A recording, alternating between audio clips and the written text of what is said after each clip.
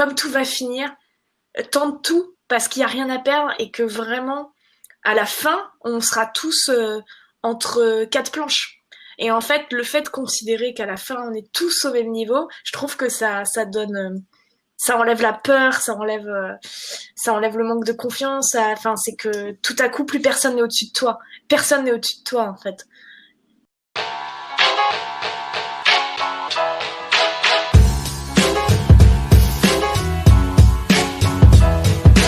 Bienvenue sur PEPS, le podcast qui vous booste pour réaliser vos rêves, où j'échange avec des personnes passionnantes et passionnées qui réalisent leurs projets et leurs envies. N'oubliez pas de vous abonner à PEPS sur toutes les applications de podcast, c'est ce qui permet au podcast de vivre, et retrouvez-moi également sur YouTube sur la chaîne Alexis Pinault. Et sur ce, je vous souhaite une bonne écoute.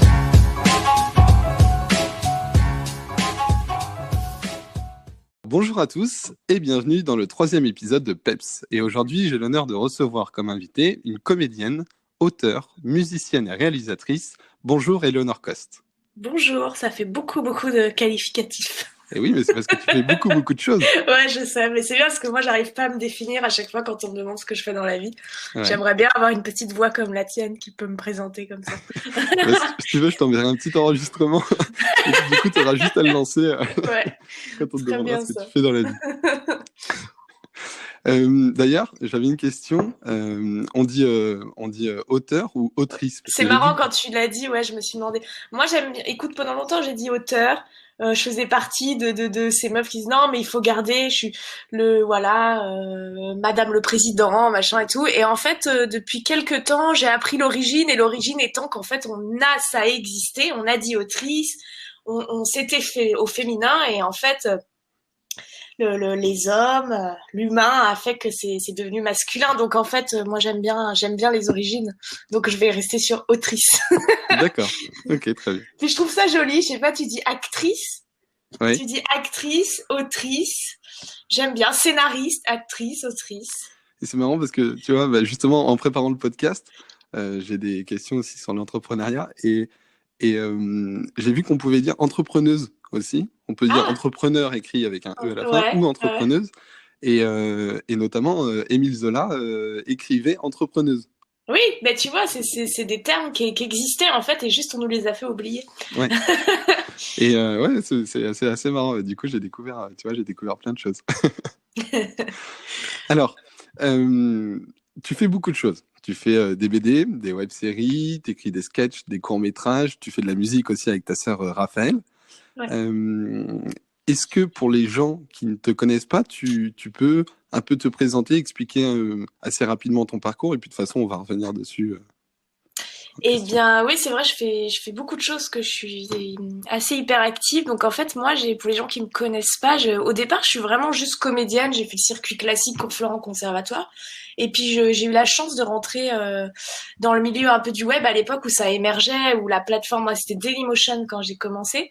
Donc, j'ai commencé en 2011. J'avais lancé ma propre web-série. Et en fait, cette web-série m'a permis d'entrer dans Le Visiteur du Futur où François Descraques m'a offert un rôle récurrent de Sarah Lombardi qui était une vraie méchante, et après de fil en aiguille je suis rentrée chez Golden Moustache et ensuite voilà, maintenant je suis en indé depuis 3 ans, mais du coup oui, on est les vieux du web en fait, on nous appelle les vieux du web. Ok, et alors ce qui est marrant c'est que on va revenir un peu sur chacun des points, mais moi, quand je t'ai invité et que tu as accepté du coup de faire ce podcast, en fait, c'est le 3e épisode et il y a eu 2 autres épisodes, donc un avec Alex Viseo et un avec Julien Fabreau. Et malgré le fait qu'ils soient très créatifs les deux sur YouTube, tu vois, c'est pas des courts-métrages ou des choses comme ça qu'ils font. Et du coup, je me suis dit, c'est trop cool. Parce que pour la première fois sur ce podcast, j'ai pas un entrepreneur, j'ai une artiste. Oui. Et au final, en fait, en faisant des recherches, j'ai compris qu'en fait, tu étais aussi très entrepreneuse, quoi, pour le coup. Ouais, mais ouais, depuis pas très longtemps au final, mais oui, de plus en plus. Depuis pas très longtemps, mais tu vois, alors il y a le fait entrepreneur depuis 3 ans, enfin, où tu es indépendante, c'est ça ? Ouais. Et puis, il y a aussi le fait, tu vois, où tu as créé il y a assez longtemps maintenant, Ouais. ta première série sur YouTube. Enfin, c'était les journaux de Lolo, c'est ça? Ouais, c'est ça le journal de Lolo. Ouais. Ok. Ouais, c'est marrant, j'écrivais une lettre de motivation là juste avant qu'on se retrouve où je devais revenir sur mon parcours parce que je veux suivre une formation de réalisatrice. Mhm. Et du coup, ouais, je revenais sur ce truc de le fait de le journal de l'eau, c'est vraiment ce moment dans ma vie où je voulais être actrice. En fait, tout à coup, je me suis rendu compte qu'être actrice, c'était être acteur de sa vie aussi au sens propre et figuré. Tu vois, c'est pas que jouer la comédie. Et du jour où j'ai décidé d'être actrice dans tous les sens du terme, c'est là qu'il a commencé à se passer des choses pour moi. Ouais. Donc oui, en entreprenant, en effet, parce que vraiment rien ne tombe du ciel, ça n'existe pas. Ok. Enfin, si ça existe pour certaines personnes, et tant même pour elles, mais moi ça m'est jamais arrivé. Ouais. Le téléphone n'a jamais sonné tout seul. T'as Ah toujours non, dû. Ok. vraiment jamais. Donc au bout d'un moment, t'en tires les conclusions, quoi. Ok. Et première grosse décision qui m'a marqué un peu sur ton parcours, c'est que t'as arrêté l'école assez tôt. Ouais. T'as arrêté l'école à 16 ans. Et je voulais savoir un peu comment ça se passe, ce genre de choses. Comment réagit, tu vois, la famille, tes proches, les gens autour de toi. Ouais. Bah moi mes parents ils ont été super parce que c'est grâce à eux que j'ai pu arrêter. J'ai arrêté parce qu'en fait je suis tombée j'ai fait une grosse dépression à 15-16 ans à cause enfin c'est les joints Ok. qui ont été le terrain dépressif du départ, mais en fait il y avait un truc de fond où j'étais très très malheureuse dans le système scolaire. Enfin j'étais une enfant très j'ai été harcelée au collège et puis j'étais pas apte. Je suis pas très sociale. Enfin j'ai beaucoup du mal avec les autres. Voilà, c'est le système en tout cas scolaire m'a jamais ça a jamais été avec moi, j'avais tout le temps mal au ventre, j'étais tout le temps malade et du coup cette dépression a fait que voilà, j'ai dit à mes parents moi je peux pas, je peux plus y aller, j'ai pas envie de faire ça, j'ai envie moi je voulais être Jimi Hendrix, j'avais découvert la guitare en plus un an auparavant donc j'étais à fond, je voulais être Jimi Hendrix et Isabelle Adjani en même temps. Donc et je savais qu'il fallait que je sois dans un truc de représentation parce que c'était un moment où j'étais vraiment bien, tous ces moments de représentation devant mes potes Hmm. ou en famille, je jouais beaucoup, quoi. Et enfin, c'était un peu aussi échapper à qui on est et voilà. Et donc, ils ont été incroyables parce qu'ils m'ont dit banco, ils m'ont dit, bah, vas-y, tente. En revanche, il faut que tu aies l'audition au conservatoire, il faut que tu aies ton entrée au cours Florent. Donc, voilà, donc là, je me suis donnée à fond, j'ai passé les auditions, je les ai eues. Puis Mhm. ça les a rassurés. Ça les a rassurés. J'ai eu le conservatoire en guitare jazz. J'ai eu, voilà, tout était compliqué parce qu'à 16 ans, en fait, on peut pas rentrer tout de suite. Il faut des dérogations pour tout. Donc, Mhm. mais, euh, mais voilà. Et d'ailleurs, c'est marrant parce que ça m'a pas fait aller mieux. Mhm. Enfin, je veux dire, ça m'a pas enlevé ma dépression. Ça a fait que j'ai réussi à l'exprimer, en revanche. Que j'ai Ok. réussi à exprimer mes angoisses, en plus, je suis arrivée sur Paris. Du coup, j'ai vécu seule très jeune. À 17 ans, je vivais toute seule. Donc du coup, voilà, j'ai découvert la thérapie. J'ai rencontré un psy qui m'a mis évidemment sous médicaments, lui, tout de suite. Mhm. Et donc ouais, j'en parle dans Genre Humaine d'ailleurs de cette phase de vie où vraiment on m'a lobotomisé le cerveau. Ouais. Mais bon voilà. Mais je me demande ce qui se serait passé si j'étais restée au lycée. Je sais pas, peut-être que ça aurait été aussi, peut-être, je sais pas. Ouais, justement, c'est assez intéressant. C'est que moi, ce qui m'a impressionné, tu vois, dans ce choix, parce que, alors, je t'explique très rapidement. En fait, moi, ce podcast, c'est une sorte de thérapie pour moi. C'est-à-dire Ouais, que dans le sens où j'ai envie d'échanger avec certaines personnes, donc j'en profite de le faire sous forme de podcast pour partager avec d'autres gens. Mais il y a beaucoup de questions qui, en fait, m'intéressent moi à titre perso. Et voilà. Et ça en fait partie, tu vois. Moi, quand j'étais plus jeune, j'ai fait du théâtre et puis je me suis posé les questions. Est-ce que j'ai pas envie de faire ça de ma vie? Et puis au final, je me suis dit, bah non, on va plutôt s'assurer un boulot classique, etc. Tu vois, j'étais pas mauvais à l'école, machin. Et ma question en fait là-dessus, c'est comment savoir ce qu'on veut réellement dans la vie? ouais, Comment toi tu l'as su? Et parce que quand même, t'as pris quand même des décisions très importantes, tu vois. ouais. Euh, On le sait pas, en fait. À cet âge-là, c'est impossible. Tu peux pas demander à une enfant. T'es une enfant à 16 ans, je veux dire, t'es pas fini. Encore aujourd'hui, à 30 ans, je me considère pas finie. Je pense que tu ne le sais jamais. Ce que je pouvais savoir, c'est que j'étais très malheureuse. mhm, En revanche, tu peux à n'importe quel âge avoir conscience de est-ce que je suis heureuse ou malheureuse. Et il y a un moment, t'arrives quand même faire peser dans la balance. Il y a un truc aussi où puis il y a un truc d'instinct. Moi, j'ai eu un truc d'instinct. Mais bon, après, c'est un peu mystique, parce que moi, je te dis, c'était très lié au bédo, au joint, parce que je fumais beaucoup. Mhm. J'ai arrêté, parce que ça m'a fait tomber vraiment en bas de trip. Et en fait, un jour, j'ai refumé juste une latte, et ce jour-là, il y a eu un truc où j'ai eu mes premiers symptômes de disparition, j'appelle ça comme ça. En Mhm. fait, j'ai appris plus tard, c'est de la dépersonnalisation, où je suis vraiment sortie de mon corps, et j'ai eu vraiment un truc de, je ne peux plus rester là, il faut que je sois... Mais je crois déjà, ce truc d'action me hantait. Il fallait que je sois en action, je pouvais plus dépendre des professeurs, dépendre d'un système, de ce que je considérais comme être un enfermement, quoi. Mais après, pour revenir à ta question de base, je pense qu'on ne sait pas. Mhm. On ne sait pas à 16 ans. D'accord. Ok. Donc, du coup, tu as fait plusieurs choses. On parlait notamment de ta chaîne YouTube qui s'appelait Le Journal de Lolo. Ouais. Et en fait, c'est un peu un journal comme on peut avoir, comme toutes les filles de cet âge-là peuvent avoir sur sa table de nuit. Sauf que toi, tu le fais en format vidéo. Ouais. Et que c'était un format... je m'étais imposé, je crois, 30 secondes par jour ou une minute max, fallait pas dépasser une minute parce que je Ouais. voulais vraiment me plier à un... Je voulais apprendre le rythme de l'humour, ça c'est quelque chose qui m'a toujours attiré. Je voulais vraiment essayer d'être dans une bonne rythmique, je voulais pas que ce soit chiant. Et voilà, bah alors oui, c'est comme un journal, c'était comme un journal intime après d'une fille qui est un peu. J'ai pris tous mes traits de caractère et je les ai grossis, D'accord. Tu jouais comme un très fort. personnage un peu. Un peu con, hein. Ouais. Ouais, ouais. Ok. Et justement, tu disais que l'humour, ça t'intéressait. T'as fait un peu de scène aussi. Oui, il y a 2 ans, ouais, j'ai fait pendant un an, j'ai fait beaucoup de scènes, beaucoup de Ok. plateaux, et ça a été vraiment horrible. Ah Ça a oui? été, ouais, enfin c'est chiant parce qu'en fait, c'est horrible parce que j'avais des bons retours et vraiment, j'étais contente d'écrire et tout, mais sur scène, j'étais pétrifiée. Mais je réessayerais bien aujourd'hui parce que je suis un peu mieux dans mes pompes aujourd'hui quand même. Mhm. Mais à l'époque, pendant un an, franchement, je suis repartie dans des insomnies terribles. Je prenais aucun plaisir. Je me voyais du haut durant tout le moment où j'étais sur scène. J'entendais ma voix, mais Ouais. je savais pas ce que je racontais. Voilà, alors que je fais énormément de méditation au quotidien, j'arrivais pas du tout à être dans l'instant présent. Mhm. Et j'ai pas encore bien analysé ça. Pourquoi c'était les humoristes avec qui j'en ai parlé m'ont dit que c'était complètement normal et qu'en fait il fallait attendre des années avant de Ouais. pouvoir vraiment kiffer.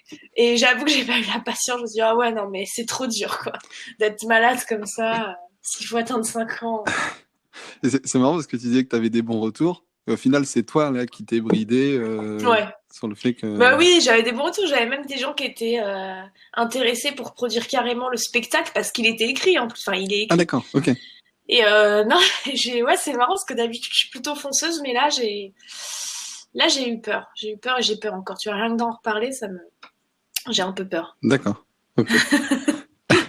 Mais alors justement, c'est marrant parce que là, tu parles éventuellement des gens qui te proposaient de produire un spectacle comme ça. Et ça me fait penser à notamment la première, enfin, tu m'as dit c'est faux, mais la première web série dans laquelle tu as joué, qui est Le Visiteur du Futur, du coup, qui est une série, Ouais. enfin en tout cas pour ma génération, qui a été, tu vois, les débuts des web séries sur... Ah oui, tu connais toi? Ah bah bien sûr, ouais. Ah ouais, c'est Ah ouais, marrant. bien sûr. Et, et justement, là, c'était une opportunité aussi. C'est François Descraques qui t'a Ouais. contacté, c'est ça? Ouais, parce qu'il avait vu le journal de Lolo. Enfin, pour vraiment rentrer dans les détails, c'est Florent Dorin, qui est le visiteur, qui était avec moi au cours Florent. C'était mon meilleur pote, Flo. D'accord. Ok. Et en fait, bon, c'était un peu perdu de vue. Et puis, François tombe sur le journal de Lolo. Il montre à Flo et Flo lui dit, mais c'est Lolo, c'est ma pote. Et François fait putain, mais alors t'as son numéro. Il m'appelle et en fait on a joué.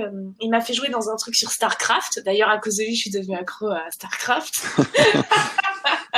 Et après, bah, ça s'était vraiment bien passé. Et du coup, quelques mois plus tard, il me dit bah écoute, je t'ai écrit un rôle là de vraie méchante dans le Visiteur.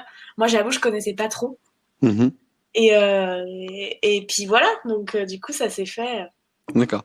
ça s'est fait comme ça. Et c'est marrant parce que c'est là aussi où tu as rencontré, enfin je sais pas si tu les avais rencontrés avant ou pas, mais c'est là où il y a quand même pas mal de personnes qui qui sont passés sur YouTube ou qui y sont encore, Bah comme oui. Florent Dorin, Mathieu Poggi, Justine Le Potier, Ouais, Ludovic, bah c'est Simon là qu'on s'est Astier. tous rencontrés. Et Ouais. puis tu vois, on travaille encore. Bah Justine, je la vois très souvent. Enfin, toute cette bande-là, Hmm. on continue à travailler ensemble, on continue à se voir. Enfin, oui, oui, c'est là que j'ai rencontré le noyau Ouais. de notre petit groupe, quoi. Ok. Du coup, ce qui est marrant, c'est qu'après ces gens-là, tu les as retrouvés chez notamment Golden Moustache et puis Studio Bagel, Ouais. où t'as beaucoup travaillé avec Golden Moustache, un petit peu moins avec Studio Bagel, mais t'as quand même pas Ouais, mal un aussi fait. peu, ouais. Ouais, Mais oui, beaucoup moins. Golden, je faisais partie de l'équipe, quoi. ouais. Et là-bas, tu jouais et tu écrivais principalement, c'est ça? Ouais, au départ, je jouais juste, et puis un jour, je me suis dit, allez, j'ai proposé des scénarios, et là, j'ai commencé à écrire. Ok, très bien. Et donc, on en vient à aujourd'hui, au final, maintenant, où il y a deux choses principales que j'ai retenues, mais tu m'arrêtes encore une fois s'il y en a d'autres. Il y a notamment une BD que tu as sortie Oui, qui s'appelle La soutenable légèreté de l'être, tout à fait. c'est ça, Ouais. que tu as adapté en court-métrage sur ta chaîne YouTube. Ouais, en fait, je l'ai pas adapté, c'était une vidéo de promo, en gros, D'accord, pour faire vendre la BD. J'ai pris un moment de la BD pour dire, hey, coucou, si vous voulez voir la suite, il y a la BD. d'accord, très bien. Et donc sur cette chaîne YouTube qui s'appelle donc Eleanor Cost, Bah ouais, tout simplement. ouais. Mais alors, tu vois, ça, c'est quelque chose qui m'a marqué, par exemple, parce que donc tu as fait un groupe de musique avec ta sœur, donc vous aviez une chaîne YouTube qui s'appelait Les Sœurs Cost. Ouais. Je crois qu'il est plus très actif maintenant, mais le groupe Non, existe non, toujours. Hein. bah non, non, on fait plus du tout de musique toutes les deux. D'accord, ok. Je Ouais, pensais que vous en ouais. faisiez de temps en temps des petites scènes. Bon, de temps en temps, si on fait appel à nous, on peut se Hmm, ressouder, mais c'est vrai que bon, Rafo, elle est partie dans ses trucs, ouais, et moi dans les miens. ok. Voilà. Et tu avais notamment après, tu vois, par exemple, le journal de Lolo, c'était vraiment, on va dire, une chaîne à concept un peu. Ouais, Et ce que j'ai trouvé intéressant, c'est que là, la chaîne que tu as créée, Eleanor Cos, donc avec juste ton nom, prénom, c'est quelque chose au final qui te ressemble toi et qui rassemble tout ton travail. Tu vois, on peut retrouver ouais. des vidéos ASMR, comme on peut retrouver de la scène, comme on peut retrouver les web-séries dans lesquelles tu as joué. Tu vois, on a vraiment de tout sur cette chaîne Bah, YouTube. je voulais que ce soit vraiment un espace juste. En fait, pour moi, YouTube, c'est une vitrine. Mhm, En gros, j'aspire pas du tout à être youtubeuse. Et d'ailleurs, enfin, moi, j'ai jamais gagné d'argent avec ce que je fais sur YouTube. Tu vois, mhm, je gagne de l'argent avec la publicité, avec plein d'autres systèmes, mais je ne suis pas youtubeuse. ok. Et c'est pas par mépris que je dis ça, c'est juste que je ne gagne pas d'argent avec ma chaîne. Mhm, Donc, pour moi, la chaîne, c'est vraiment exactement comme une vitrine de boutique de fringues où je peux dire aux gens, aux producteurs, bah voilà, vous voulez voir ce que je fais, regardez, vous allez là, il y a tout. Il mhm. y a ce que j'ai réalisé, il y a ce que j'ai écrit, il y a quand je joue, il y a des trucs complètement cons comme de la SMR et voilà. Et je voulais que ce soit un espace, ouais, Oui, en fait, c'est la vitrine de ton travail à toi. ouais, c'est Et c'est ça. pour ça, ça m'a toujours fait marrer, mais sur Instagram, notamment, quand tu parles à tes abonnés, tu dis bonjour les amoureux de mon travail. Et- Ouais, ça c'est parce que c'est eux, ouais, c'est des gens sur Insta qui m'ont suggéré ce terme. ouais. En général, c'est ça. Parce que moi, je les appelais ma petite compagnie créole. C'est vrai. Mais tu vois, je trouve que c'est marrant parce que ça reflète bien le fait que, au final, les gens qui te suivent sur cette chaîne, ils te suivent pas que pour Genre Humaine, qui est ta web série dont on va parler, ou que de la scène ou que de la SMR, même si t'as pas fait beaucoup d'ASMR. Mais de toute J'aimerais bien savoir combien de personnes me suivent pour la SMR. bon, pas beaucoup, je pense. Non, mais tu vois, ce que je veux dire par là, Ouais, c'est qu'ils bah te oui, oui, suivent ouais. pour qui tu es et pas Ouais. forcément. Enfin, je pense en tout cas que c'est ça. Ouais, pas pour un programme. C'est vrai, je sais pas, il faudrait. Il faudrait leur Mais demander. ouais, il faudrait leur demander. Du coup, j'aimerais un peu parler de genre humaine. Juste avant, j'ai cru comprendre que tu étais en train de préparer une nouvelle BD qui allait sortir. Oui, ouais. Tu peux nous en parler ou Comment pas? tu sais? Ah bah, j'ai fait des recherches. Ouais, bah en fait, elle est vraiment en cours d'écriture là, donc je peux te dire que ça va encore parler de la famille. D'accord. Ça parle vachement de l'état amoureux aussi et des relations amoureuses. Ça parle de trucs dont j'ai jamais parlé aussi avec la relation aux hommes. enfin, j'ai jamais parlé des expériences plutôt pas cool qu'on peut connaître en tant que jeune fille qui arrive à Paris avec des hommes dits producteurs, etc. Mhm. Ça parle, voilà, c'est encore de l'autofiction, c'est Mhm. quelque chose de très. Mais là, je m'amuse vachement plus parce que là, je suis vraiment dans un truc où je sais que je vais être avec Camille Gauthier qui a dessiné la première, et en fait, il y a un truc où là, je m'éclate vachement à imaginer des métaphores, des images, enfin des choses que je pourrais jamais faire D'accord. en fiction parce que j'aurais pas les moyens de les faire. Et donc voilà. Mais bon, pour l'instant, je peux pas trop t'en dire plus parce que là, je vois Davy, c'est mon éditeur Davy Mourier, Mhm. mercredi pour faire une nouvelle version. Donc voilà, je peux même pas te dire quand est-ce qu'elle sortira. D'accord. Mais bon, ce sera encore chez Delcourt et on espère, si tout va bien, que ça sortira en janvier. Mais D'accord. voilà, c'est très long comme travail la BD. Ouais, j'imagine. Ouais. Le dessin, c'est très très très long. Et entre la BD et la réalisation plutôt de cours ou de web-série, c'est quoi ton préféré ou je sais pas si tu as une préférence d'ailleurs. Bah ouais, c'est vraiment des exercices différents quoi. Hmm. Non, moi j'aime quand même énormément l'audiovisuel. La BD, c'est un exercice hyper il y a un truc hyper satisfaisant parce que tout ce que tu imagines est immédiatement enfin immédiatement, le temps que Camille dessine, ça existe très rapidement. Il n'y a pas toute cette recherche de financement qui moi me m'épuise, mais vraiment j'en peux Hmm. plus de chercher de l'argent pour produire mes fictions. Et puis mais c'est pas le même travail. J'aime aussi énormément concevoir des films Hmm. dans ma tête, d'imaginer comment ça va être réalisé, etc. C'est pas, je pourrais pas te dire ce que je préfère. Ouais, ouais, c'est complètement différent l'un et l'autre. Ouais, Ouais. c'est très très différent. Et ton livre, il sort quand? Mais comment tu sais ça? T'as mis des micros chez moi ou quoi? Non, non, non. Alors ça, c'est, tu vois, mais c'était une pure déduction parce que j'avais Ouais, écouté un podcast dans lequel tu disais que tu avais essayé d'écrire pendant une semaine tous les jours, etc. ouais. Du coup, je me suis dit, je vais poser cette question. Et si elle répond, mais comment Pour tu moi, sais ça? C'est que c'est en c'est cours. qu'il y a. Ouais, bah ça, écoute, c'est dans. En fait, c'est chiant parce que j'ai une idée qui me tient vachement à cœur, mais j'ai aussi envie je sais pas. En fait, il y a tellement de formats autour de moi, tu vois, entre la bande Ouais. dessinée, le long métrage, la série, le court métrage, maintenant même là, j'écris des fictions audio. Et Mhm. du coup, il y a un espèce de truc, je ne sais, là, je suis perdue en ce moment sur mes supports. Je ne D'accord. sais plus quel support. Après, le roman, c'est sûr que je voudrais y venir un jour. À la base, c'est vraiment ce que je voulais faire. Je voulais être écrivain. Mon arrière-grand-père était écrivain. Mhm. Et j'ai baigné dans un milieu très littéraire, une famille très littéraire. J'ai toujours lu. Et c'est toujours quelque chose qui m'a... J'y viendrai, c'est sûr. Je suis Ouais. sûre que j'y viendrai, mais putain, ouais, il faut que je me calme sur le reste alors, parce qu'en fait, écrire un roman, il faudrait vraiment que pendant 6 mois, je sois en résidence et que je ne fasse que ça. Ouais. Mais c'est prévu, c'est dans les tiroirs. D'accord. Top. Bon, alors je te propose de parler un peu de genre humaine. D'abord un côté un peu plus format. Donc, genre humaine, voilà, déjà, félicitations parce que tu as remporté le prix, enfin, vous avez remporté le prix de la web-série à Luchon récemment. Ouais, Ouais. merci. Donc, félicitations pour ça. Ça fait du bien de gagner pour une fois.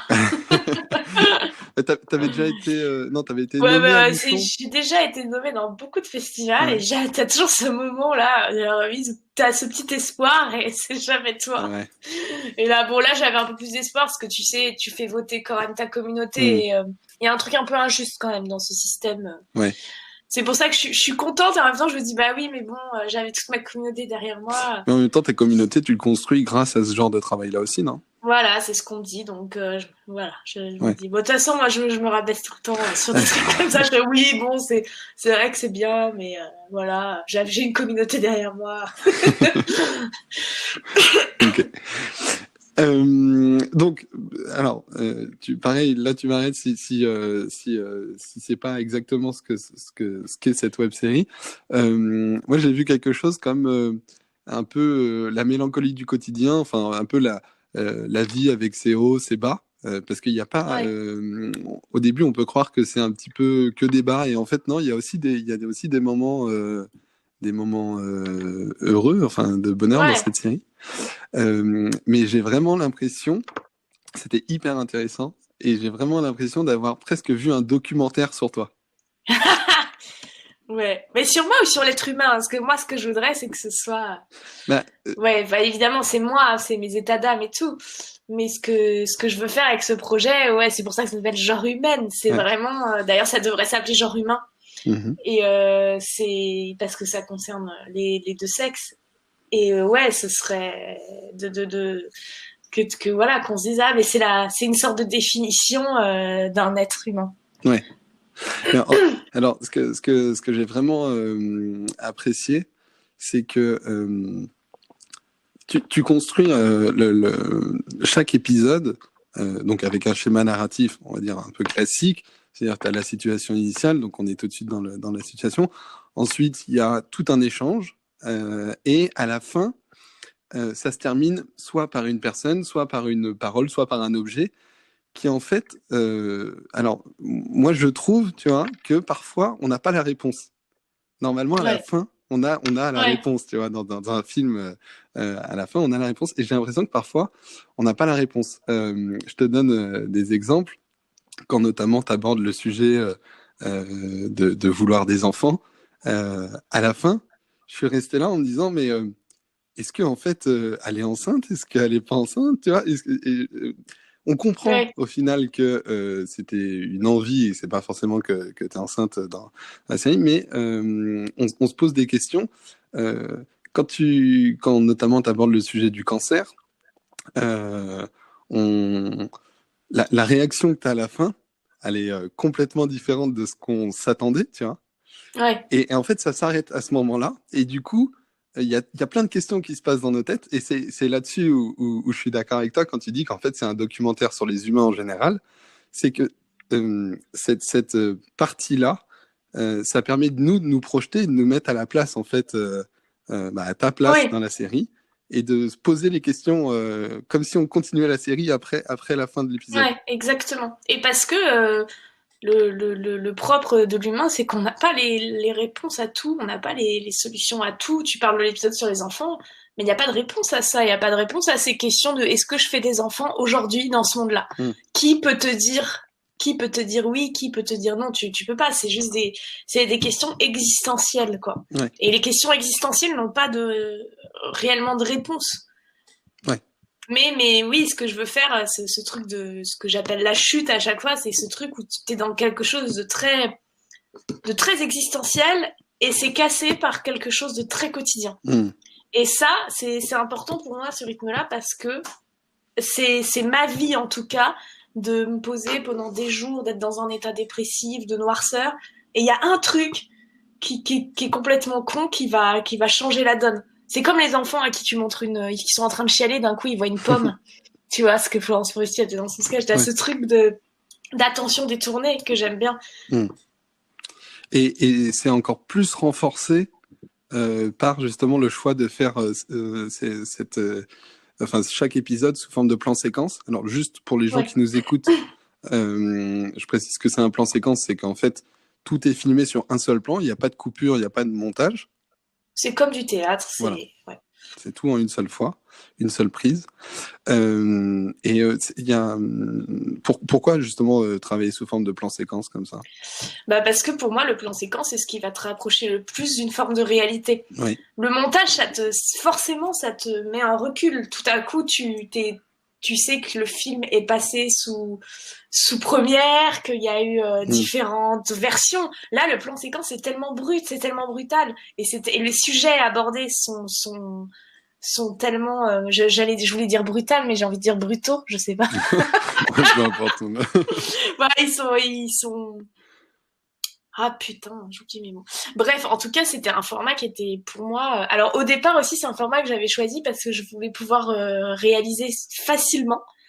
Et puis et sans thune. Et je me suis rendu compte que qu'en fait, il y avait quand même besoin d'énormément d'argent, voire Ouais. plus, parce qu'en fait, un plan séquence, ça nécessite un matos vraiment. Tu vois, là sur la saison 2, on avait un Ronin, parce qu'il faut pouvoir se déplacer avec les Mm. personnages. Donc, ça ne fait pas du tout économiser d'argent. Voilà. Ouais. Mais en revanche, tu restes proche de tes personnages et tu. Voilà. Mais il y en a plein qui sont contre. Hein. Il y en a plein qui disent ah mais ce serait bien aussi que tu proposes un montage, etc. Je fais ah mais là Ouais, mais je trouve que Ah, sur ce sujet. on est vraiment du coup plongé dedans dès le début et on vit avec les personnages et c'est en continu, en continu. En fait, on vit Ouais. la même chute que eux à la fin, Bah à voilà, chaque c'est fois. ça. Ouais. Et puis il y a un côté performance aussi. Hmm. Les acteurs, Ah ouais, ils adorent venir sur genre humaine parce qu'ils savent, attends, quand t'es acteur, c'est parfois, tu sais, tu dois refaire la scène mais hmm. 30 fois, tu n'en peux plus. Et là, il y a un truc où en fait, tu dis aux acteurs, bah tenez là pendant 10 minutes, bah faites-vous kiffer quoi. Ça va pas couper. Il y a personne qui va vous dire non mais refais-la comme ça. En fait, t'as 10 minutes de kiff pur Hmm. où on est que dans le jeu. Puis à la fin, bah, on recadre, quoi. Ouais. Et c'est marrant parce que je m'étais fait la réflexion. Au début, je regardais, tu vois, d'un point de vue purement spectateur. Et puis à un moment, je me suis dit, attends, en fait, depuis tout à l'heure, c'est des épisodes où pendant 10 minutes, ils font que jouer. Il n'y a aucune coupure. Enfin, niveau jeu d'acteur, c'est assez impressionnant parce que le fait, je trouve, de pas le voir, tu vois, de pas s'en rendre compte, c'est ce qui montre que c'est bien fait et Ouais, que ça c'est c'est puissant. cool. Ouais, ça c'est trop chouette. Puis c'est aussi un format qui n'existe pas du tout sur YouTube. En fait, sur YouTube, on est quand même sur une plateforme où justement on nous a appris, et c'est ce que j'ai appris chez Golden, c'est ce que j'ai appris partout, c'est le rythme, le rythme, le rythme, le rythme. Et on est dans des trucs très allez, on fait une vanne, tac, on cut, énormément de cuts, ça va vite. On a été habitué aussi au fast cam, au Norman, Cyprien qui vont très vite. Et moi, j'avais envie de briser ce code-là, tout Mm. ce qu'on nous a toujours appris, et de dire mais attendez, regardez, on peut aussi prendre le temps d'installer quelque chose. Voilà, alors ceci dit, moi j'adore faire ça et tout, mais le fait est que ça fera jamais des millions de vues, ce genre de format. Ouais. Parce que c'est pas ce qu'on attend, c'est pas ce qu'on attend d'un, de cette plateforme pour l'instant, tu vois, la fiction sur YouTube, mais bon, ça c'est un autre sujet encore, mais la fiction sur YouTube, c'est pas quelque chose qui est rentable aujourd'hui et qui est même, je me suis en train de me demander, moi, en ce moment, si c'est possible même. Ah oui, d'accord. Et pourtant, j'ai l'impression que ça a quand même, ça vient de plus en plus. Enfin, d'un point de vue purement utilisateur, ça se professionnalise beaucoup comparé à ce qu'on faisait avant. Ah oui, ouais. Ouais, ça se professionnalise, mais je veux dire, ça. En fait, le problème, c'est que là, t'as tellement de plateformes qui émergent entre Netflix, Amazon, OCS. Même moi, je suis paumée en tant que spectatrice, et je te le dis, moi, en tant que spectatrice, je ne vais jamais sur YouTube. Mm. Parce que, attends, pourquoi j'irais voir une série sur YouTube, je sais pas trop si elle va bien être faite, alors que sur Netflix, j'ai les meilleures séries disponibles. On n'a plus le temps. Enfin, tu vois, tu privilégies aussi avec nos boulots, tu privilégies bah, le temps. T'as pas le temps de tout mater, ce qui se passe Ouais. sur YouTube, etc. Donc, en plus, je suis la première à participer à ce truc. Mais voilà, je sais pas trop comment on pourrait faire. En tout cas, une chose est sûre, on se finance pas avec de la fiction sur YouTube aujourd'hui.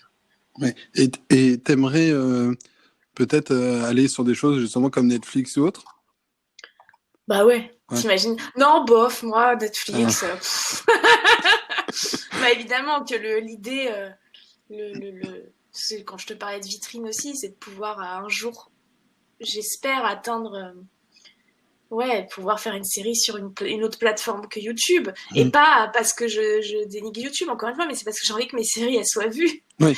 Et que j'ai envie aussi à un moment de gagner ma vie avec ce que je fais. Et que, voilà, au bout d'un moment, t'as besoin aussi d'un peu de reconnaissance et d'un peu de... C'est marrant parce que ça rebondit pas mal avec ce que tu disais tout à l'heure, où tu disais, je suis pas youtubeuse. En fait, toi, tu es Bah oui. comédienne, réalisatrice, autrice, et du coup, que ce soit finalement sur YouTube, sur Netflix ou autre, peu importe, sauf que bah, l'idée c'est que ce soit vu et que tu puisses gagner ta vie Voilà, avec, quoi. exactement. Ouais. Oui, en soi, si sur YouTube, tout à coup, ils décident de faire une vraie place à la fiction et que j'ai l'occasion de pouvoir être un peu plus visible, bah oui, moi, ça me va très, très bien d'être sur YouTube, hein. En Mm. soi, la plateforme, je m'en fous. Mais l'idée, c'est de pouvoir être vu et puis essayer d'y gagner un peu de sous parce qu'on en perd aussi beaucoup, quoi. Mm. Donc, Et je pense que YouTube, il gagnerait à faire ça. Enfin, je sais que moi, j'ai souvent, en fonction de des moods, tu vois, de ce que j'ai envie de regarder sur YouTube, soit c'est plutôt format podcast classique, soit c'est vraiment fiction, tu vois. Et c'est vraiment pas la même approche quand je fais de la recherche sur l'un ou sur l'autre. ouais, Et je pense qu'il aurait tout intérêt à, on va dire, peut-être séparer, tu vois, ce type de contenu-là. ouais, ouais, ouais. Euh, parce que c'est ça m'est souvent arrivé de me retrouver sur des blogs, les meilleures web-séries de YouTube ou tu vois, sur YouTube, parce que Ouais. parfois j'ai envie de ça et puis en fait, je sais pas où chercher quoi. Bah oui, ça c'est vrai. Et il faudrait faire des catégories peut-être. Mais tu sais, ils ont lancé YouTube Red il y a 3 ans. Ouais. Mm. Mais ça a pas très bien marché, je crois. Enfin, regarde, Ouais, ouais, en série française, il y en avait deux. Il y avait Les Emmerdeurs et Groom. ouais. Je, Voilà quoi. je crois que ça marche un petit peu mieux aux États-Unis, Ouais, aux mais aux États-Unis, ça États-Unis, marche ils un ont peu. plus l'habitude, on va dire, de payer pour Ouais. ce type de contenu. C'est pas la même approche. Ouais, non, c'est pas la même approche, c'est vrai. Mais en tout cas, bon, YouTube, c'est une mare d'informations, de contenu. En fait, il y a trop de trucs. Il y a trop de trucs et tu peux pas empêcher à tous ces trucs d'exister. Mais c'est vrai que ce qui serait super, c'est de faire comme sur Netflix des catégories, tu vois. Oui. Des catégories fiction, podcast. Ou comme sur Twitch, qui se rapproche plus de YouTube peut-être, mais au final, Ouais, mais il y je a des connais pas catégories. bien encore Twitch. Ouais, Faudrait que j'aille d'accord. mettre mon nez là-dedans. Dernière petite question sur le format de genre humaine. Il y a 2 saisons pour le moment. Ouais. Une troisième peut-être bientôt, enfin l'année Bah prochaine, je sais écoute, pas. la troisième, elle est écrite. Hein, elle attend que Ok, des. Le problème, c'est que là, je n'ai plus d'idée de financement. Moi, d'accord. Ok. j'ai une boîte de prod avec moi qui sont en train de se décarcasser à trouver des solutions, mais Hmm, c'est vrai qu'il y a un moment. d'accord. Mais ouais. Et donc 2 saisons et à chaque fois il y a 6 épisodes. C'est quelque chose que tu veux tenir 6 épisodes. Il y a une raison particulière Non, en ou... fait, ça s'est fait naturellement parce que la première saison, j'avais eu le CNC et du coup, j'avais réussi à faire 4 épisodes et j'en avais autoproduit 2. Et Mhm. du coup, on était arrivé à 6. En gros, à arriver à 6, on n'avait plus d'argent. Donc, il a Ok. fallu laisser passer un temps. Du coup, quand on a lancé la deuxième saison, on s'est dit, bah, faisons à l'identique pour que ça crée un peu quelque chose de cohérent. Et du coup, on a fait 6. Mais tu vois, là, typiquement, sur la troisième saison, j'ai envie d'en faire 10. Moi. En fait, j'en ai 15 d'écrits.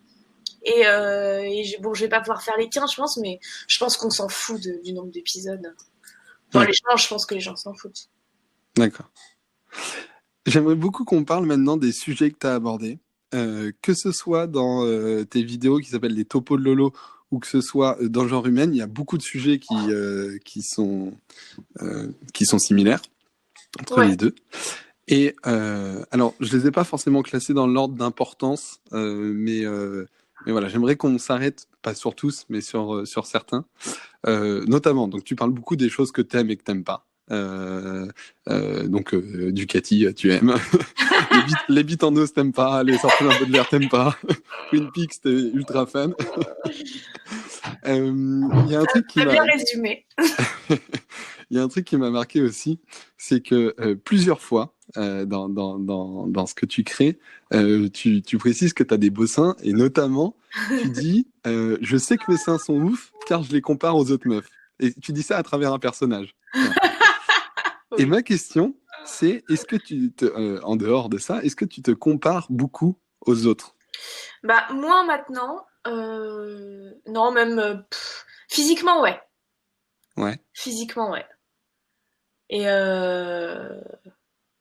bah ouais, mais je sais pas, tu fais pas ça toi quand tu vois un mec dans la rue ou te dire ah j'aimerais bien avoir ça, j'aimerais bien. Moi souvent quand il y a une meuf qui passe, j'aime beaucoup regarder les femmes. Ouais. Enfin, je trouve que c'est trop beau une femme et surtout les Parisiennes. Moi, j'habite à Paris, en plus, j'habite dans un quartier où les femmes elles sont très. J'habite dans le premier, donc les femmes elles sont, Mhm. tu sais, elles sont bien habillées. Il y a, je sais pas, il y a un truc que moi j'aurais beau essayer de mettre ça, ça m'ira jamais comme ça. Donc ouais, il y a un Ouais. truc de comparaison et voilà. Mais en général, en revanche, c'est plus pour dire ah ça c'est mieux quand même. Ouais. Et je suis très influençable, tu vois. Si je vois une nana que je trouve jolie avec un beau manteau rouge, et bah tu peux être sûr que dans la semaine je vais vouloir acheter un manteau. Pas dans D'accord. des magazines, moi. Non, ça me suffit de vraiment de regarder les gens dans la rue. Ouais. Mais donc oui, je compare, ouais. D'accord. Ok. Ouais, non, moi, je me compare. Soit c'est quelque chose qui me marque, genre quelqu'un, tu vois, qui a un swag de fou et je me dis, punaise, j'aimerais Ouais, trop avoir ce swag-là, tiens. ouais, Euh, ou alors c'est qu'il a quelque chose, entre guillemets, que je peux pas obtenir parce que je l'ai pas. Du genre, je sais pas, un gars qui serait avec une fille trop jolie, je me dis, punaise, mais ça, c'est inatteignable pour moi, tu vois. ouais. Je me dirais, j'aimerais être comme lui pour pouvoir avoir ça, tu vois. Mais Ouais, je comprends. sinon, quand je croise un gars, je me compare pas forcément à lui, tu Ouais. vois. C'est vraiment quand il y a entre guillemets un objectif derrière. Ouais, d'accord. Tu vois. Ah, et puis il y a un truc j'aime bien aussi voir des meufs dans la rue, tu sais, qui vont être, je sais pas, un peu, quoi, un peu des hanches, un peu du ventre. Je me dis, ah bah c'est cool, elle aussi. Et du coup, ça me rassure. Tu vois, il y a un truc où, moi quand même, c'est vrai, maintenant que tu le dis, ouh là, je vais parler à ma psy de ça. C'est vrai que je me compare vachement.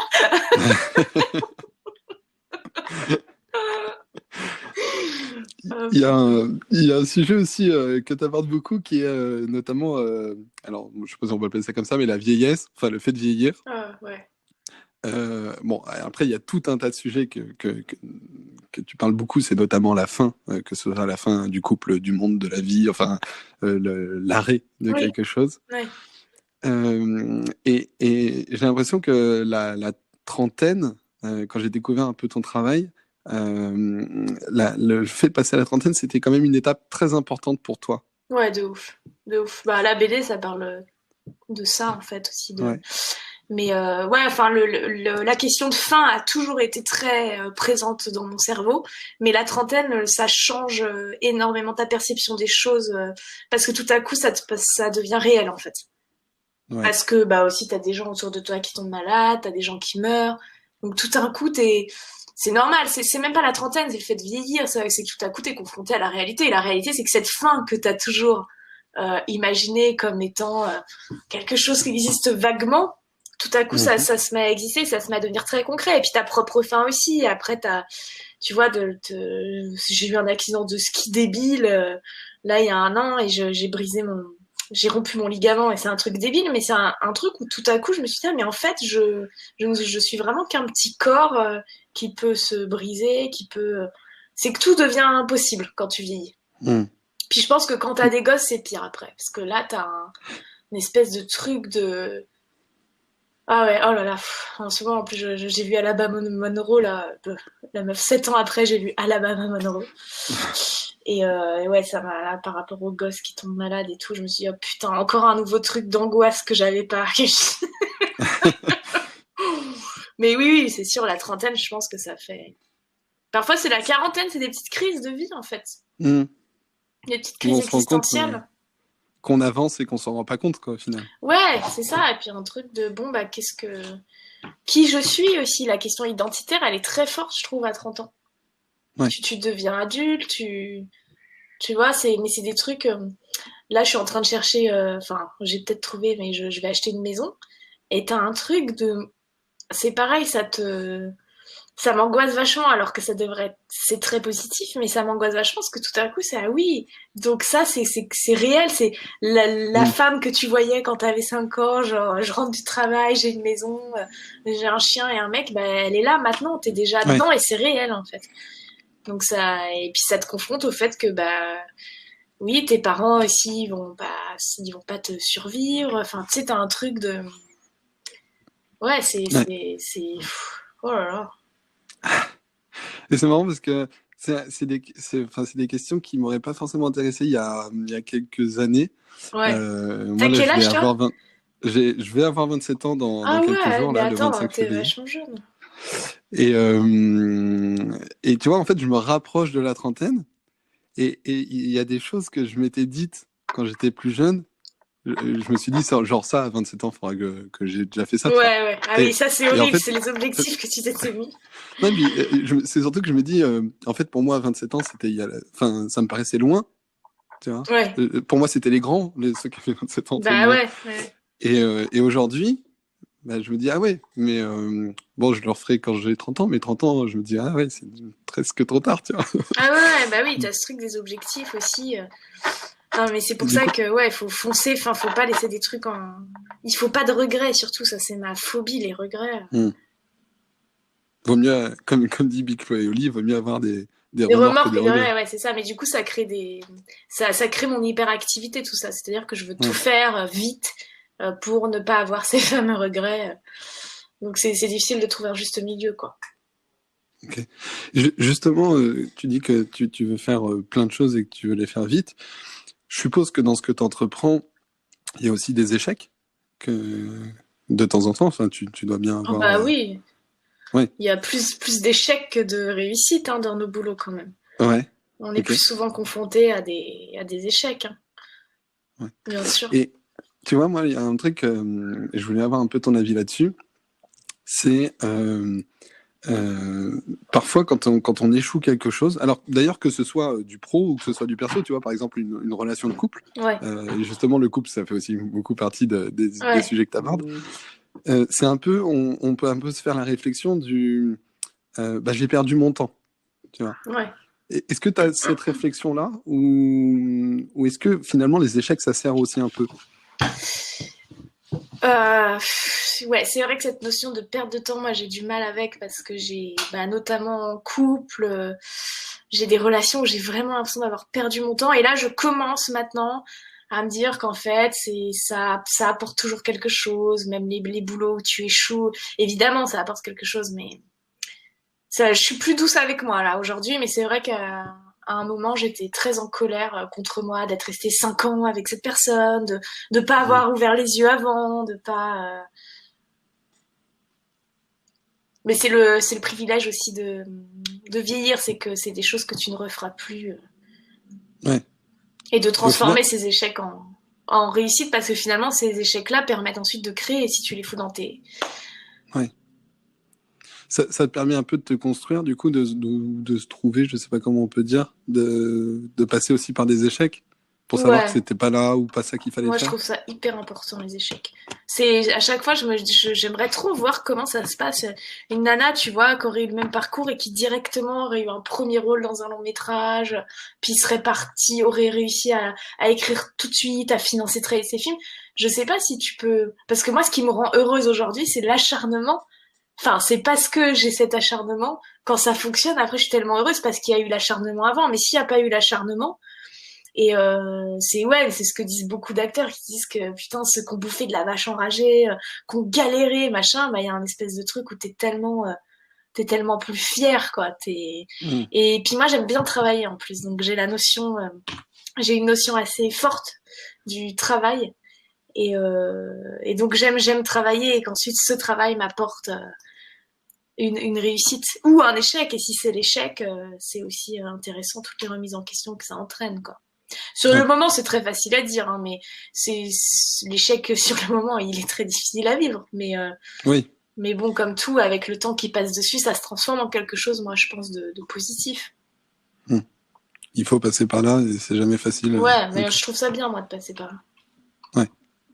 Et tu te projettes beaucoup sur l'avenir, justement, comme tu as un peu peur de la fin. La question, c'est est-ce que tu te projettes ou Bah là, t'anticipes? malgré moi, oui, en fait, moi, j'anticipe 24 sur 24. Ouais. Non, mais oui, je projette beaucoup, surtout en ce moment, je te dis, où il y a des choses qui bougent un peu dans ma vie perso. Donc, t'es obligé à un moment de te projeter, parce que la réalité fait que t'avances et qu'il faut que tu suives dans tes projections. Mais donc, oui, ça, c'est un problème aussi, mais c'est pour ça que je fais beaucoup de méditation. C'est pour essayer vraiment de me calmer, d'être sur le moment présent. Voilà, mais après, mes projections sont pas forcément négatives. J'ai des projections très positives, très lumineuses de ce que va être ma vie dans 5 10 ans. Mais j'en ai aussi bah, tu vois, là, toute cette semaine, c'était, mon obsession, c'était, putain, mes parents vont bientôt mourir, comment je vais faire? C'est ce Mm. truc de putain, concrètement, en fait, là, c'est sûr, ça va arriver un jour, quoi. Et comment je vais faire? Et j'en parlais avec ma sœur, et ma sœur, elle est pas du tout comme moi, elle est hyper cartésienne, terre à terre, elle dit, bah oui, bah c'est normal, les parents ils vont partir, toi t'as ta vie, t'as machin, je fais, mais non, mais moi sans eux, qu'est-ce que, tu sais, il y a des trucs qui me paraissent insurmontables. Mm. Donc je projette vachement ça. Des fois, j'en dors pas, quoi, je me dis, mais comment je vais faire? Comment je vais surmonter ça? Et après, je parfure, je fais, mais comment je vais surmonter le jour où ma sœur va mourir? Puis comment je vais surmonter mon enfant, comment je vais surmonter ensuite ma propre mort. Enfin, tu sais, il y a un espèce de Mm. truc comme Ouais, ça, effet bien boule sûr. de neige. Et là, quand je pars dans ces circuits-là, c'est compliqué, quoi. Il y a deux choses intéressantes que tu as dites, qui sont aussi des sujets que tu abordes. La première, c'est bah, la mort, mais même plus largement que ça, quand tu parles de ta famille, donc la famille en général, c'est un sujet très important. Ouais. Il y a deux choses dedans. Il y a notamment beaucoup le cancer du coup de tes parents, Ouais. et il y a le fait d'attirer l'attention. Vous êtes une famille où vous attirez beaucoup, enfin vous aimez bien attirer Oui, l'attention on sans est doute. tous très égocentriques. Et la deuxième chose qui est intéressante dont tu as parlé, c'est notamment l'insomnie. Ouais. C'est un sujet qui t'a beaucoup préoccupé aussi, j'ai l'impression. Ouais, ouais, la nuit. La nuit, ça a Ouais. été très compliqué, quoi, pendant longtemps. Et Mais c'est le néant, la nuit. il y a une phrase notamment que tu avais dit à travers un personnage. Oui, c'est je crois que c'est dans les topos de Lolo, où tu dis les gens me disent il faut lâcher prise, Ouais. mais ça t'énerve au plus haut point. C'est que t'aimes pas lâcher prise ou si tu sais En pas fait, comment je lâcher sais prise? pas lâcher prise. Je commence D'accord. à apprendre. Mais Ouais. franchement, c'est quelque chose de... J'ai besoin de tout contrôler dans ma vie. Ouais. Et d'ailleurs, tu vois, c'est pour ça que je suis terrifiée par la mort de mes proches, que je suis terrifiée par tout ce que je ne contrôle pas. Je suis terrifiée Mm. par la crise écologique, je suis terrifiée par tout ce sur quoi j'ai pas la main, quoi. Et la nuit, pendant longtemps, ouais, c'était quelque chose de... parce que c'est un moment où, en fait, on est tellement actifs dans nos boulots, on est tellement même... Enfin oui, comme tu dis, mes parents, je viens d'une famille très égocentrique qui parle beaucoup, il y a beaucoup de bruit tout le temps. Et tout à coup, la nuit, t'es confronté à un silence et surtout un truc où tout le monde dort et toi, quand tu dors pas, on revient sur la comparaison aux autres. Je me dis, mais pourquoi moi je ne dors pas? Pourquoi les autres dorment? Et t'as un truc de solitude, mais immense, et porte ouverte là à toutes les questions existentielles qui vont venir se bousculer et qui vont faire ce que j'appelle le petit vélo qui t'empêche de dormir, quoi. D'accord. Là, je suis contente parce que je touche du bois, mais ça va mieux depuis on va dire un an. Mais voilà, parce que justement, peut-être que je suis à fond dans le yoga, je suis à fond, enfin, je lâche Mm. peut-être plus. J'ai rencontré quelqu'un aussi qui m'apaise vachement et qui, parce que moi, ce qui m'empêchait vachement de dormir aussi, c'était la relation amoureuse. Souvent, je dormais pas parce que j'avais la sensation d'être avec la mauvaise personne. Et en fait, le fait Ok. est que j'étais toujours avec la mauvaise personne. Et c'est pas la faute de cette personne. C'est juste qu'en fait, Mm. il y avait ce truc de, je choisissais pas. Du coup, je me Ouais. retrouvais avec des mecs adorables, attention, hein, mais j'étais pas amoureuse. Et du coup, la Mm. question de l'amour m'a toujours vachement perturbée. Et du coup, c'est très agréable d'être aussi dans une relation où je me pose pas de questions. Où je me dis, Ouais. bah oui, il y a une évidence, un truc où d'un coup, c'est très apaisant Ouais. de dormir avec Où quelqu'un. tu peux lâcher un petit peu Ouais, plus tu pour peux le coup un peu sans le faire lâcher. exprès. Voilà, exactement. Ouais. Naturellement, il y a un Sans y truc. penser. En fait, il faut pas penser à lâcher Ouais, prise. C'est c'est un peu ça. comme si on dit faut pas penser à un éléphant rose, tu penses forcément à un éléphant rose. Exactement, Ça. c'est pour ça que ça Ouais. m'énervait. Les gens disaient, bah, faut juste lâcher prise. Ah non. Mais ouais, en tout cas, c'est la nuit, c'est un truc fascinant. Faut apprendre à l'aimer, cette nuit, quoi. Ouais. Ok. C'est un sujet qui m'intéresse beaucoup. Et contrairement aux autres sujets que j'ai abordés, c'est pas parce que ça me concerne justement, parce que moi je suis quelqu'un qui m'endort très très facilement. Ah, insupportable. Euh, je suis désolé. Mais par contre, il y a un truc qui m'intéresse là-dessus, c'est du coup on a tendance comme ça à tout le temps réfléchir, c'est est-ce que ça développe pas une certaine créativité ou est-ce que c'est une réflexion entre guillemets qui ne sert à rien parce que bah, en fait Non. tu tournes en rond. Bah, c'est ça qui est insupportable, c'est que, évidemment, t'as raison, c'est que ces questions-là, enfin, tout genre Mm. humain, c'est mes insomnies. Ouais. Franchement, les 2 saisons de genre humain, c'est mes insomnies. La BD que j'écris, c'est mes insomnies. Et c'est ça qui est horrible, c'est que du coup, tu te détestes de pas dormir et tout. Et en même temps, je crois qu'il y a un truc où le cerveau, il dit non, mais j'y vais quand même parce que comme ça me fait un sujet. Et maintenant, moi, j'ai toujours un carnet à côté de mon lit parce qu'en fait, ce que je considère comme être mes meilleures idées, c'est les idées qui viennent pendant mes insomnies. Et c'est ça qui est dégueulasse. Ouais. Parce que du coup, oui, c'est difficile d'en sortir quand tu sais que en fait, tu vas en tirer des trucs vraiment trop cool. Ok, non, mais c'est assez intéressant parce que tu vois, moi, ça m'arrive d'avoir des idées le soir aussi, de prendre des notes. Et en fait, alors, je t'envie pas sur les insomnies parce que ça m'arrive genre une fois tous les 4 ans, mais quand ça arrive, c'est vraiment désagréable, tu vois. Ouais. Mais en même temps, pour la créativité, tu vois, en fait, il faudrait un entre-deux. Il faudrait avoir un peu de créativité puis pouvoir s'endormir au bout de 30 Ouais, c'est minutes, tu ça. vois. Ouais, il faut réussir à ce que j'essaye de faire, c'est que la créativité dépend pas de tes nuits, quoi, dépend pas d'un truc vital. La créativité, il faut que tu la forces. Et alors tu peux pas la forcer, mais en revanche tu peux, enfin chacun son rythme. Mais moi, en me levant le matin tôt, en essayant d'avoir les idées claires, je travaille beaucoup le matin et tout, en faisant du sport. J'ai beaucoup d'idées qui viennent quand je cours. Ouais, Ouais. moi aussi. Ouais, toi Souvent, aussi. quand je prépare les podcasts, quand je vais courir, je me suis réglé une application sur mon téléphone où je peux simplement demander à Siri de rajouter une note et puis ça les rajoute Ah, c'est bien dans une ça. boîte. Et c'est assez pratique, ouais. Ouais. Parce que du coup, tu n'as pas besoin tu vois, de t'arrêter pour aller taper sur ton Ouais, téléphone, ouais. juste tu demandes à Siri de rajouter. Et c'est assez pratique. Et je suis d'accord que le sport, ouais, c'est assez créatif. Enfin, ça permet de. C'est un des moments, tu vois, où ça me permet de poser mon cerveau. Je suis quelqu'un d'assez productif tout le temps. Ouais. Et justement, ça me fait penser à une question. Euh, je sais qu'il y a des gens, pour être créatifs, ils ont besoin, tu vois, de s'ennuyer. Et toi, j'ai l'impression que tu es un peu comme moi, c'est-à-dire toujours dans l'action. Oui, mais j'ai découvert il y a peu de temps que le problème c'est que quand tu es tout le temps dans l'action et que tu ne fais pas de pause, ton cerveau il devient fou. Enfin, moi j'ai vraiment la sensation du cerveau qui. Et Mhm. du coup, ça entraîne une non-créativité totale. Et là, ça m'est D'accord. arrivé juste avant les vacances de Noël, tu vois, où putain, j'avais plein de projets sur le feu et c'est la première fois que ça m'arrive, j'étais incapable d'en prendre un, de me foutre dessus. En fait, c'était le néant dans ma tête. Et j'ai suivi les conseils d'un ami pendant 15 jours, mais je n'ai rien fait en termes de travail. C'est-à-dire, j'ai fait de la musique, je suis allée chez mes parents, je suis allée chez mes beaux-parents. Enfin, tu sais, je me suis reposée vraiment et j'ai rien foutu. Je me suis forcée à pas ouvrir un carnet, pas ouvrir l'ordi et tout. Et quand je suis revenue, et bah putain, c'était limpide, c'était. Donc ça, c'est super d'être très très productif et actif, mais il faut. Alors c'est pas s'ennuyer, mais c'est Mhm. faire d'autres choses quoi. Ouais. Ou un peu, on peut poser le cerveau. Bah, comme courir, par Et exemple. Au final, ouais, on s'ennuie exactement. pas. C'est ce que j'ai. Et puis c'est comme faire du sport, tu vois. Au bout d'un moment, c'est très bien de faire du sport tous les jours, mais il y a un moment, c'est bien de laisser un jour quand même où ton corps, Mhm. tu le laisses un peu se régénérer quoi. Mais tu vois, moi, c'est vraiment un truc, je trouve ça très intéressant, c'est pour ça que j'insiste dessus. Mais par exemple, tu vois, le sport, au début, j'avais du mal à aller courir Ouais, parce que en fait, je me disais, mais je vais rien faire, tu vois. ouais. J'écoute rarement de la musique tout seul, assis sur mon canapé, tu vois.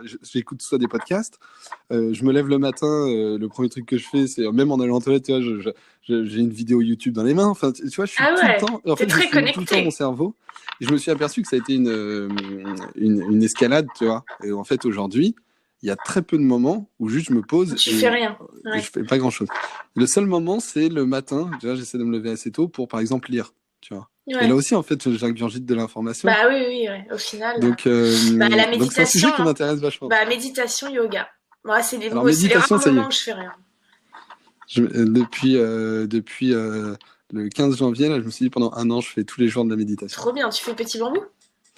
J'ai commencé Petit Bambou et puis maintenant j'ai téléchargé aussi pas mal il y a pas mal de méditations guidées sur Internet. J'en ai téléchargé Oui, c'est vrai plusieurs, tu qu'il y vois. en Et puis, a. Il y en a, j'en profite pour te dire qu'il y en a une c'est Thibaut Arbre, ouais. qui a une chaîne. Et là, il en a mis, je sais pas, il a dû mettre une dizaine de méditations guidées. Elles sont trop, trop bien. C'est 10 minutes à chaque fois. Et franchement, il a une voix, il est parfait, quoi. Ah ouais, bah top. C'est un pote qui est chef-op d'ailleurs, au départ, réalisateur et tout. Il a créé sa chaîne de méditation. C'est marrant. Trop cool. Et dans le premier épisode, on parlait avec Alex Vizio et qui est aussi qui est vachement porté sur la méditation. Et il a fait un truc qui est assez incroyable. Je sais pas si tu connais, c'est la Vipassana. Non. C'est en fait 10 jours où tu Ouais. médites 8 heures par jour. Et tu ne parles Putain. pas, Ah tu ne ouais. dois Ah pas oui, je regarder vois, les d'accord. autres, Ouais, mais ça, tu tu vois, je coupes pourrais ton pas. téléphone. 8 heures par jour, tu vois le délire? Non. Et ben tu vois, moi ça m'angoisse beaucoup, mais du coup je pense que je vais m'y mettre. Je vais tester. Là, Ah cet ouais. été, je vais. Ah ouais, bah tu me diras. Moi, je fais un stage de yoga méditation là fin mai, mais Ouais, t'es pas en silence quoi. En revanche, c'est vrai que c'est la première fois que pendant une semaine, je vais faire que ça quoi. ouais. Yoga, méditation, mais j'y vais avec ma meilleure amie. T'as quand même des plages Mm. horaires où tu peux aller faire tu vas faire des randos, des trucs, donc t'es pas complètement. Mais ouais, ça m'avait tenté un temps, mais putain, ça m'angoisse. Ça. T'imagines, ce serait la nuit tout le temps, ça veut dire quoi, silence tout le temps. Ah Mais en fait, tu vois, le truc, c'est que je suis rarement dans le modéré. Je fais toujours un peu les trucs dans l'extrême. ouais. Et ça, c'est clairement, tu vois, moi, je suis quelqu'un, bah, comme je te dis, qui réfléchit tout le temps, qui est toujours plein de trucs. Et là, ça va être complètement l'opposé pendant 10 jours, tu vois. Et je veux voir un peu l'effet Ouais, que mais ça a putain, tu passes vraiment d'un extrême à l'autre. Essaye de passer un petit cap Ouais. entre les deux, quoi, parce que. Bah, c'est pour ça que je fais de la méditation là, tous Ouais, les voilà. jours. Je vais essayer Ouais, d'en trop faire bien. de plus en Tu me plus, raconteras etc. ça m'intéresse pour le coup. Ouais, carrément. Je pense que j'en ferai soit une vidéo, soit un podcast. Ah ouais, ça serait trop bien.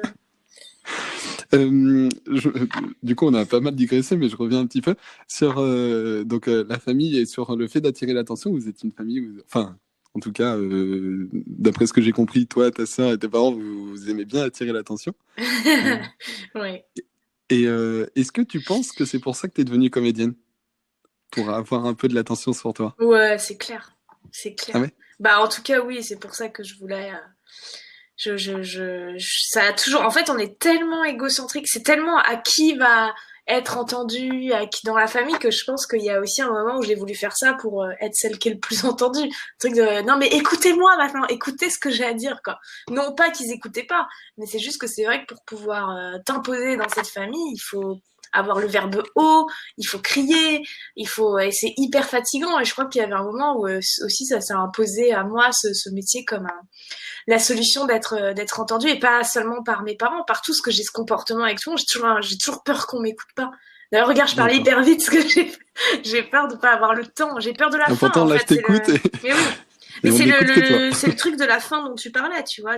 Ouais. La fin de la parole, la fin de, un truc avec l'oralité aussi qui est on a un rapport très spécial à l'oralité, quoi. C'est pareil avec la bouffe, enfin, tu vois, il y a un truc très boulimique, quoi. D'accord. Ok. Et dernier sujet que j'aimerais aborder, qui est un des sujets récurrents, qui est d'ailleurs, je pense, le plus présent, parce que je crois qu'il est presque partout, c'est notamment l'amour, les relations, le couple, etc. Et, et je voulais te poser la question, pourquoi le couple, c'est quelque chose de si important pour toi? Enfin, le couple ou l'amour en général? Ouais. Je pense que ça remonte aussi à mes parents qui forment un couple vraiment hors du commun parce qu'ils sont très fusionnels, très passionnels, ils ont une relation, enfin, c'est l'enfer de grandir avec des gens comme ça et en même temps c'est incroyable, mais c'est l'enfer parce que du coup ta référence de couple elle est tellement haute que dans ta vie réelle à toi, mais en fait j'ai toujours cherché ça quoi, j'ai toujours cherché ce truc de fusion parfaite, de gens qui se complètent, ils se complètent tellement. Mais bon, à côté de ça, enfin, c'est des gens qui s'engueulent énormément tout le temps, qui ont un système de communication très agressif. Et voilà, et puis en grandissant, encore une fois, je me rends compte que c'est pas si ouf, que c'est pas si parfait que ça. Et voilà. Mais du coup, je pense que ça m'a obsédée très tôt et que j'ai vachement recherché ça toujours, parce que c'était l'exemple que j'avais. Et j'ai été un peu déconcertée par le constat qu'en fait on est quand même très interchangeable.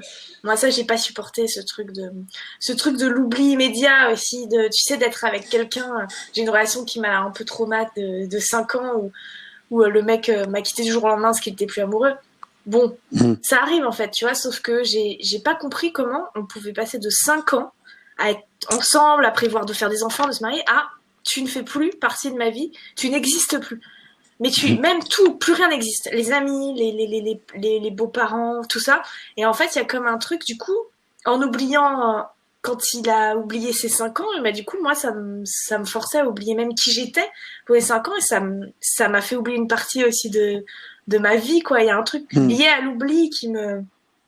Et attends, j'ai fait pareil, hein. Moi, attends, j'étais très amoureuse de mecs pendant 2, 3 mois, 6 mois, et puis tout à coup, je les quitte parce qu'en fait, du jour au lendemain, je suis plus amoureuse et j'oublie. Enfin, il y a vraiment un truc de, ok, je l'oublie. Et je suis fascinée par ça, du coup. Et puis, ouais, par je sais pas, les stades de la relation amoureuse, la passion, la routine, le quotidien. Moi, je trouve ça, en fait, je trouve ça fou, moi, que deux êtres puisse vivre ensemble, que puis s'aimer autant de temps aussi, et combien de temps on peut tenir, combien. Voilà, je sais pas si c'est très clair ce que je raconte. Si, Mais... si, si. Et ce qui est marrant, c'est que chaque élément un peu que tu as donné dans ça, ça m'a fait penser à soit un cours, soit un épisode de genre humaine, soit, tu Ouais, vois. bah ouais, Ça a été... j'essaye d'en parler vachement aussi, ouais, dans mes fictions, c'est vrai. Mais ouais, c'est très intéressant. Ok. Et notamment je je crois que c'est le dernier épisode de genre humaine de la saison 2. Il y a un moment, donc le personnage de ton père qui te demande t'es heureuse? Et tu réponds je suis pas malheureuse. Ouais. Et du coup, je voulais savoir si toi déjà aujourd'hui tu te considères comme étant heureuse et si la réponse c'est la même, du coup c'est je ne suis pas malheureuse. Est-ce que le fait de ne pas être malheureuse, c'est ce qui au final te permet d'être heureuse?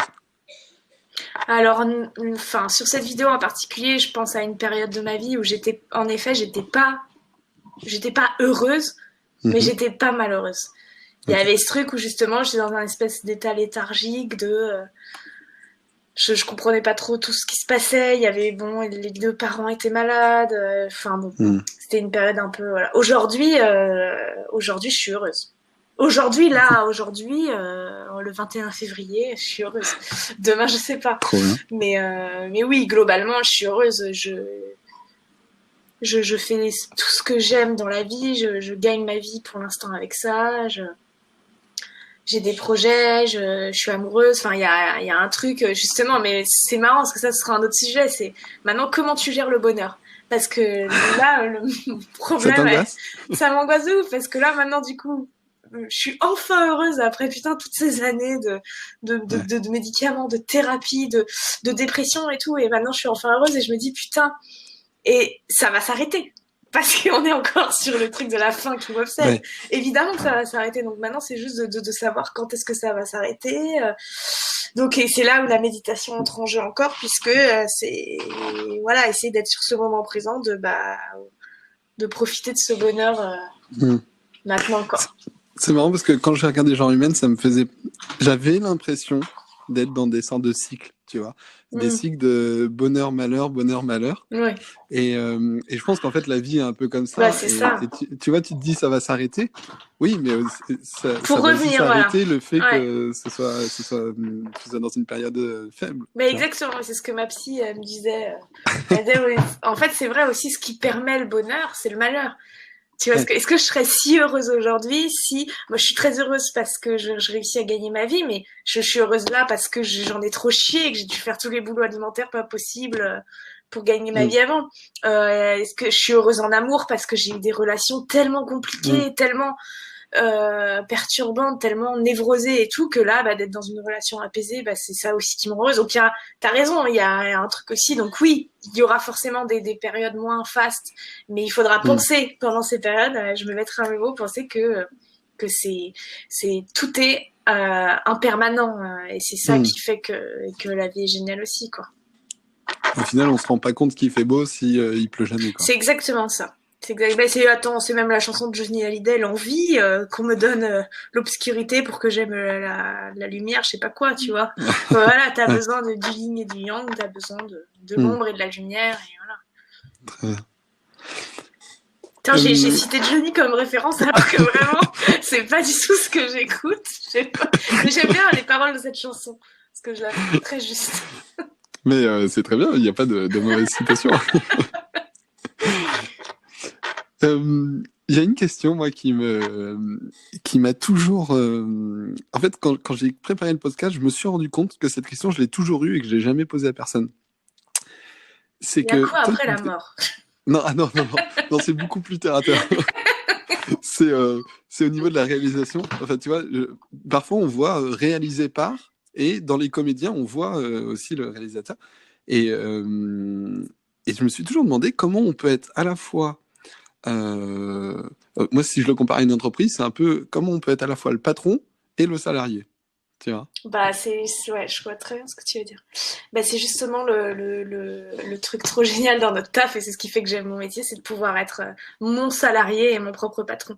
Après, Mm. attention, parce que comme là sur Genre Humaine, par exemple, c'est Amaury Dequet qui réalise. Oui, oui, oui.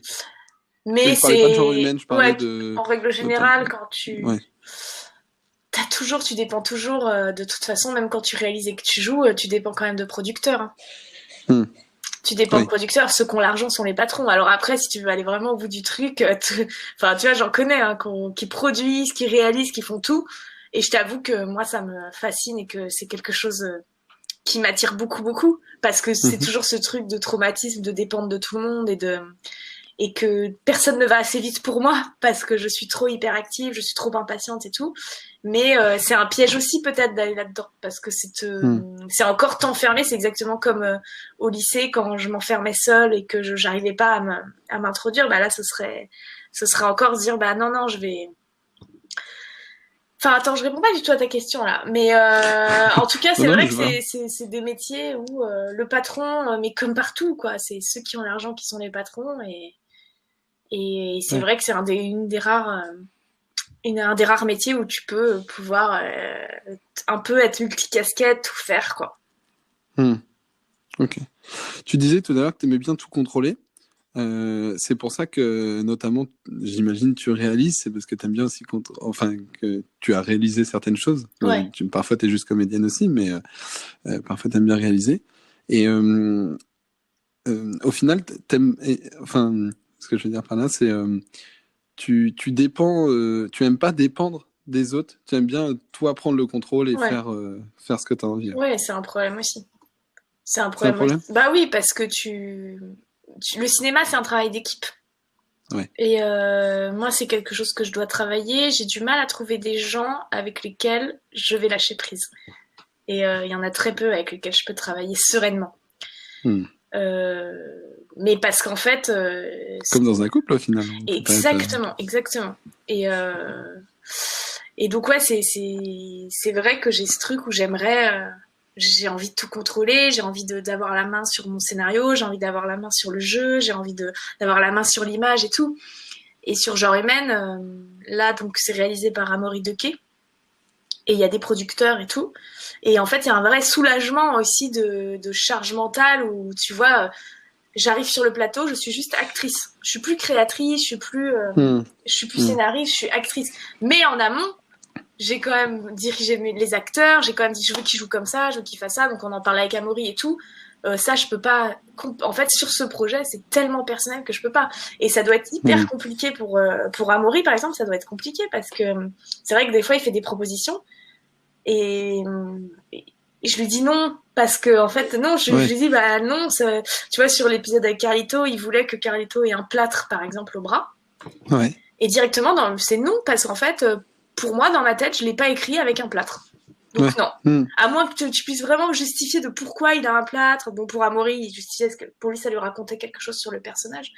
Et mais en fait, comme c'est tellement vivant dans ma tête, etc., que j'ai du mal à faire ce genre de concession, par exemple. Hmm. Et je sais que c'est pas forcément facile. Je pense que c'est pas facile aussi pour mes producteurs parce que je vais aller très vite. Donc là, tu vois, déjà, je suis en mode, bon, comment on fait pour la saison 3 Et en fait, moi, dans ma tête, j'ai déjà des solutions, mais moi, je suis pas productrice. Donc en fait, mes solutions, c'est pas forcément les bonnes solutions. Hmm. Mais c'est difficile de trouver. Mais si je trouvais quelqu'un qui travaille sur le même rythme que moi, je pense qu'on deviendrait fou.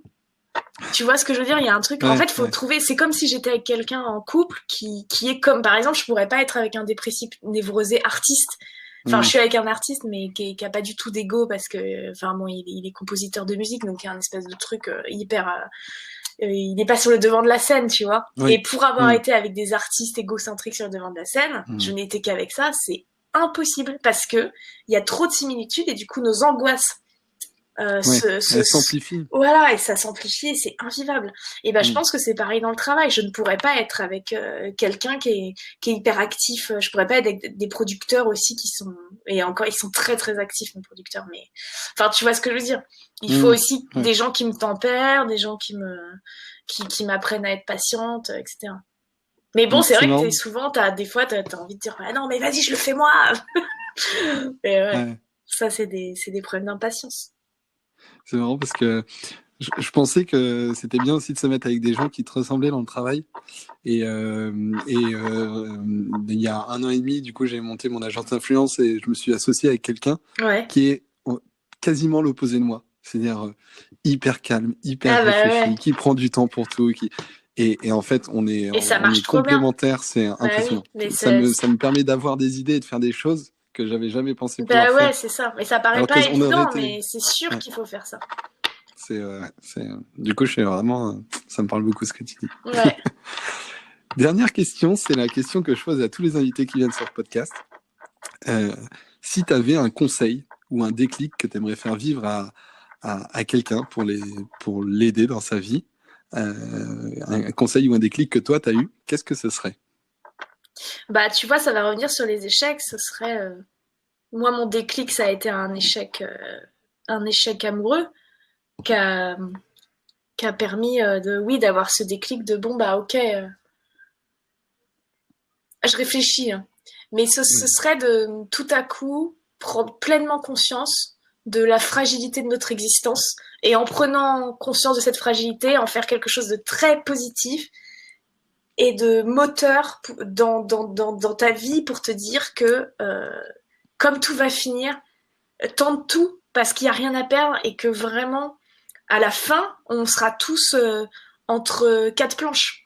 Et en fait, le fait de considérer qu'à la fin, on est tous au même niveau, je trouve que ça donne, ça enlève la peur, ça enlève le manque de confiance. Enfin, c'est que tout à coup, plus personne n'est au-dessus de toi. Personne n'est au-dessus de toi, en fait.